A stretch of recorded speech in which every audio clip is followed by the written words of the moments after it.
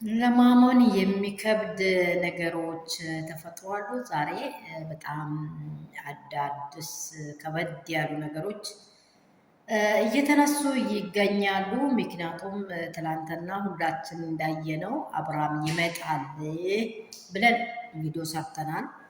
እኔም መጀመሪያውንም ሰርቼዋለሁ እንዳልኩም አብርሃም መጥቷል።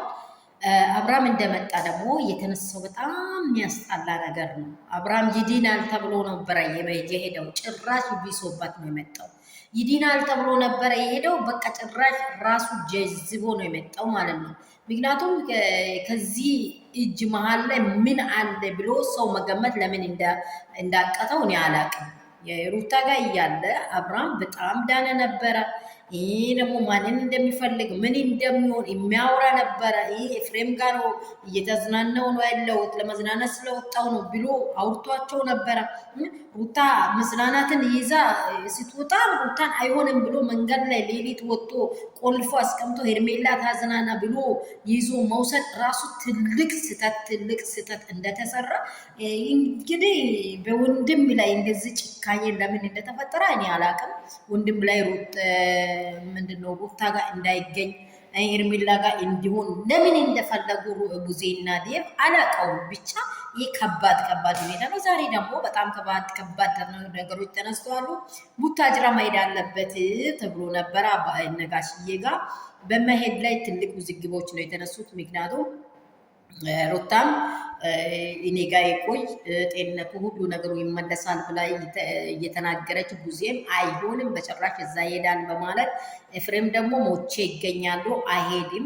ምክንያቱም ጋሽዬ ብዙ ሰው የሚታወቁ ሰው ልጃቸው የበለጠ ሚዲያ ላይ ከሚታየው ብዙ ጎረቤት ብዙ ወንድም ሚት ያለበት ስፍራ ላይ ሄዶ ሌላ መስት ገብቶ ነው እንዲህ የሆነው በሌላ መስት ላይ ነው። ይሄ ነውር ነው፣ በአገራችን ላይ ነውር ነው፣ በዓለም ላይ ነውር ነው። በእውነት አባት እናት እንዴት ነው የሚያፍሩት? ጎረቤት ቡና የሚጠጡበት ሚዲያውን የበለጠውን እንኳን ሰሚም ያልሰማው ሊኖር ይችላል፣ ግን የበለጠ ይሄ ነውር ነው። በቃ እሷ ሄርሜላ ቅጧ መሬት አይቀመጥም፣ የትም ትገባለች። እቺ የለመደች ዝሙታም ሴት ናት፣ ራሷን ማትቆጣጠር ሴት ናት፣ ህይወቱን እያመሰቃቀለች ሴት ናት። እርኩስ ናት። እቺ እርኩስ ናት። ድሮስ እርኩስ ሆና አይደለም መቅደስ እንዴት ብላ ትገባለች? ጸበል እንዴት ብላ ትገባለች? እሷ አብርሃምን እሷ ልትንሸራሸር ትላንት የወረደውን ልጅ እንድታቀፍ ነው እንጂ የተደረገው አብርሃም እንድድን አይደለም። ገብቷቸዋል። አብርሃም እንድድን ፈጽሞ አይደለም። ምክንያቱም ሩታ ጋር ስላለ ሩታ እጇን ስትነካ በቃ ቡግ ብላ ትነሳለች። ቡዜ ይሄ ሄርሜላ ስታሻሸው እንትን እንደዚህ ጉንጩን እንዲህ ስታረገው ሳቅ ብላ ሄርሜላ ትላለች። አይታችኋል አይደለም? አይምሯ ሳይኮሎጂውን የልጁን እየጎደች ያለችው ቡዜና ዴቭ ናቸው። ሩታ ደግሞ ጋሽዬ አሁን ታላቅ ነገር ተናግሯል። ሰላም ቤተሰብ ሁሉ ሰላም ሁሉ መልካም ነው ወይ? እግዚአብሔር ይመስገን እኔ ጋር ሁሉ ሰላም ነው። በእውነት በስሜታዊ ሆኜ እኔ እንጃ እንደራሴ አይቼ ነው እኔ እየተናገርኩ ያለሁት እንደራሴ ነው። በቃ ይሄ ነገር እንዴት እኔ በፊቴ ብትገኝ ኖሮ ጌታ ምስክሬን አንገቷን እንደ ሎሚ ጨምቄ ነው ሆዷ ላይ የሚቆምላት። ሄርሜላ የምትባል ሴት በፊቴ ብትቆም እንኳን ሩታ በቃ ሄርሜላ እንኳን ሩታ ፊት መቆም አይደለም እንደዚህ ኦዲየንስ ፊት ብትቆም ኖሮ እንደዚህ እንደ ሎሚ መጭመቅ ነው እሷን። እቺ በስመ አብ ወወልድ ወመንፈስ ቅዱስ በእውነት በጣም ነው የሚያስጠላው የዚች ልጅ ባህሪ።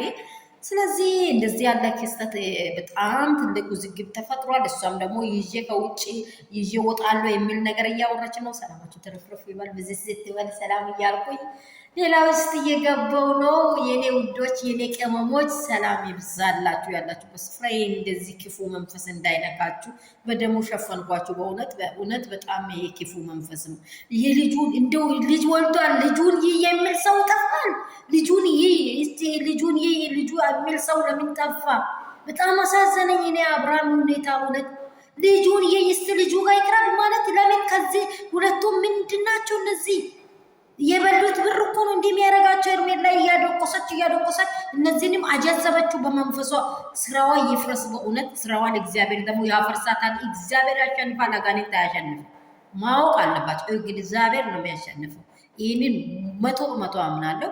ጋሽዬ እኔ እመጣለሁ ልጄን መጥቼ እኔ እጠይቃለሁ ወደዚህ እንትን አታድርጉብኝ ብሎ የሚያወሩ ወሬዎች እየተነሱ ነው። በእርግጥ ይህንን ነገር ሙሉ በሙሉ ባንንም ወሬዎች እየተነሱ ነው።